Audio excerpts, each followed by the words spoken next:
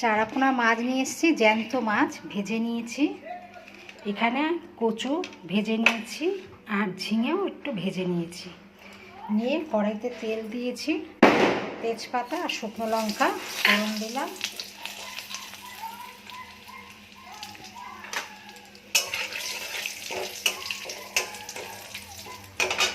আদা কুচিয়ে নিয়েছিলাম, আদা ঘষে নিয়েছি, নিয়ে ভেজে দেবো।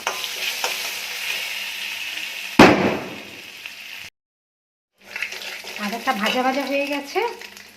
এখানে হলুদ, লঙ্কা, ধনে, জিরে দিয়ে দিলাম, দিয়ে সামান্য জল দিয়ে দিচ্ছি।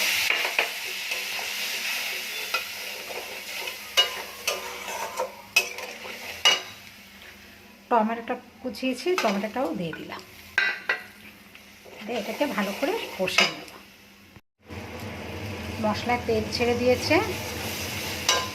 এবার কচু আর ঝিঙেটা দিয়ে দিচ্ছি।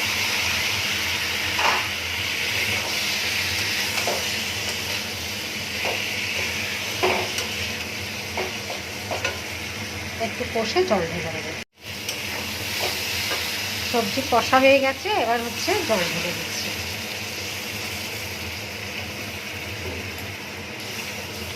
বেশি জল দেব না, কারণ ভাজার সময় পুরো একদম সবজিগুলো, কচু সব সেদ্ধ হয়ে গেছে। এবার একটু ঢাকা দিয়ে দেবো, ফুটে উঠলেই মাছটা দিয়ে দেবো। ঝোল ফুটে গেছে, এবার মাছগুলো দিয়ে দিচ্ছি।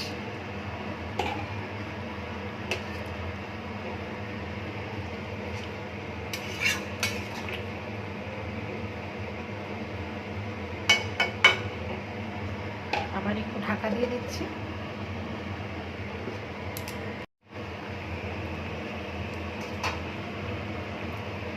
ঝোল হয়ে গেছে, এবার কাঁচা লঙ্কা কটা ফেলে দিচ্ছি, আর ধনে পাতা দিয়ে দিচ্ছি। কষার সময় আমি নুন দিয়ে দিয়েছিলাম, আর ভাজার সময় ওর মধ্যে নুন দিয়েছিলাম, ওই জন্য বেশি নুন দিতে হয়নি। এবার আমি গ্যাস বন্ধ করে দেব।